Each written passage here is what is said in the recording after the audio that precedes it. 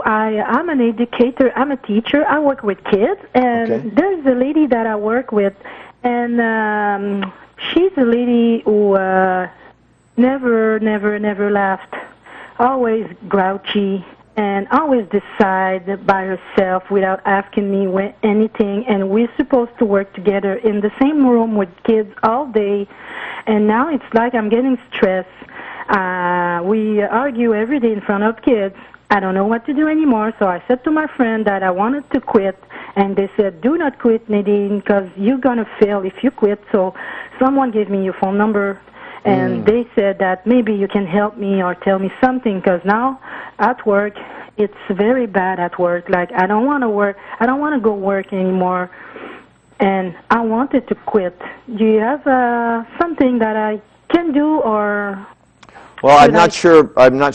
Like, in what educational system you're in? Are these? Is this a public school, a private school? It's little kids.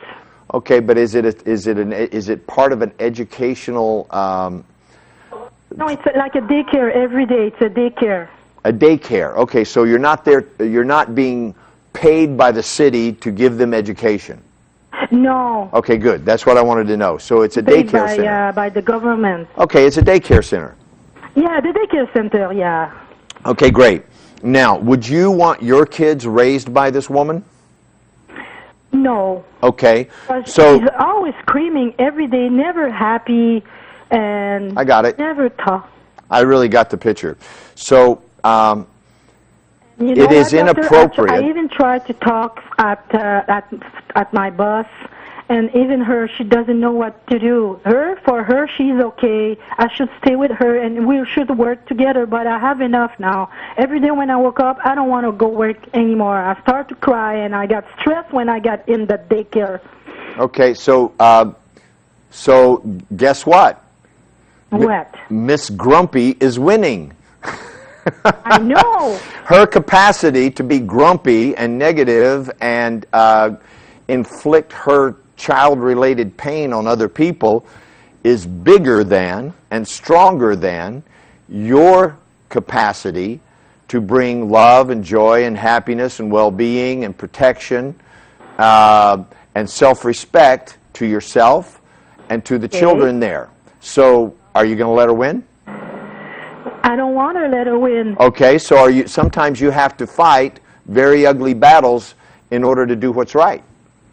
Because she even don't want to talk to me to resolve the problem, because we don't get along, me and her, all day. We work with 16 kids, me and her, all day in the same room. We're supposed to share all the program, educative and everything. She don't even say hello to me in the morning. And she's always grumpy, rah, rah, rah. Okay, I got it. Listen, I don't need to hear any more about her. I totally got her. I got what she's all about. And I got that she's inflicted a lot of pain on you. And guess what? Children learn how to behave from the people who take care of them. So you have a responsibility. Either you're going to abandon these kids to her, Miss Grumpy, or you're going to do something effective, what she's expecting you to do. Okay? I'm telling you what I know about human beings. She's what we call a persecutor. Persecutors. Yeah, you're right. Persecutors intimidate. They're aggressive. Yeah. They're counting on people backing down from them. They count on that. Okay? If somebody doesn't back down, they get up on their back hind legs and they roar like a bear. But if you don't back off and you keep pressing in, aggressors like that will usually turn and go away. But I would not ever give her the pleasure of doing it in front of children. Never, ever. Don't do that in front of children. You're going to have to take this battle to another safer place where you have a chance of winning it. Okay. I'm telling you that either you're going to be in life, there's victims and there's what I call warriors. A warrior isn't necessarily a big tough person. Sometimes a warrior is a little weak person. Okay? Yeah. That stands up to a tough person. Okay? Look like tough, like always bossy. She's bossy. Yeah. Always wanted to boss me all day. Yeah. She never want to understand me or listen Yeah. me talking with the kids for some educative program or something. She's always wants to decide by herself. She wants to do this, do that. That color is good, that color is good. But when it's my turn to play with the kids or do something, it's never good. No, it's not good, Nisha. No, it's not good. No, it's not good. I understand. So listen, Best. she's getting to you. She's winning. That's why I said Miss Bad Mood is winning.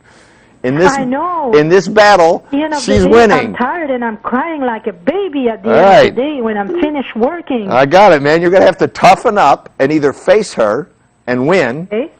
Okay. One of you is going to have to go. You know that, right? I know. Now, you're the one going home crying. She's not. I know. She's laughing. Yeah, she's got a miserable life that she has learned how to survive in life because somebody treated her this way. Guess where she learned this behavior?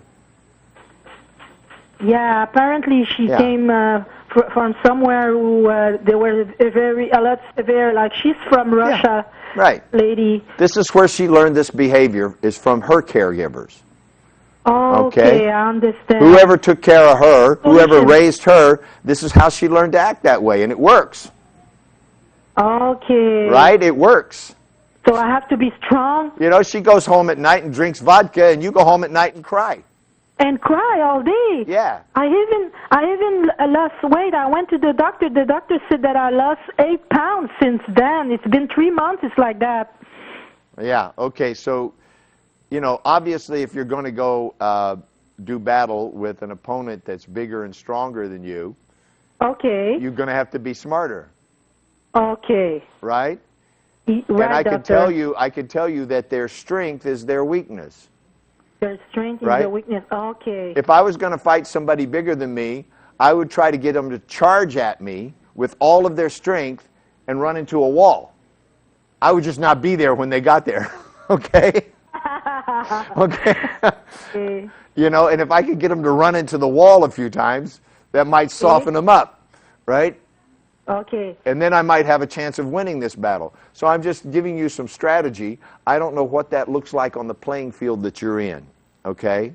But but going to the owner of the privately held nursery and giving a very intelligent and strong reason why we need to have a negotiated or a mediated conversation. Don't try to have the conversation with the bully by yourself.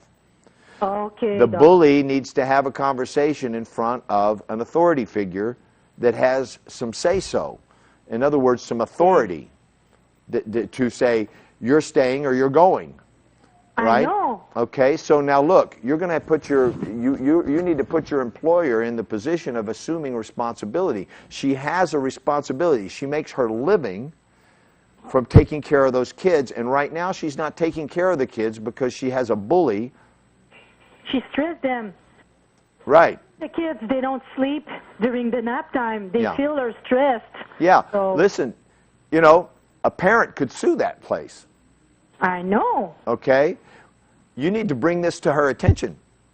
I know. Okay? You need to bring that to her attention that, look, these children are not being taken care of, and you're receiving money to make sure they get taken care of. I'm taking care of them. I'm actually taking care of them. I love them. I try to make them happy and make sure that they have a good time and a good life, and that when they grow up, they remember their good experience as a child because they were here with me. That's what I'm committed to, and that's the service that I'm giving you and that you're paying me for.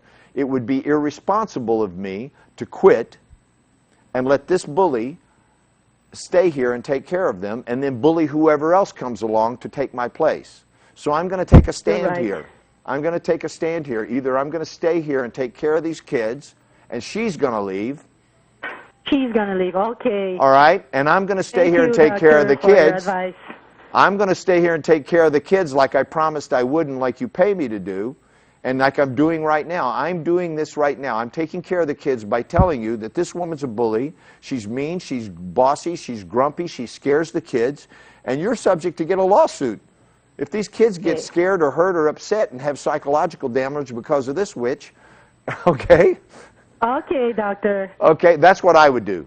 I'm not afraid to back down. I wouldn't back down from a bully, especially. Okay, never quit. Never fail, I never wouldn't. quit in front I of wouldn't. a Listen. grouchy person. Listen, and just because if the owner says, "Well, I'm sorry, but if that's your position, you're going to have to go," well, then she's made her choice.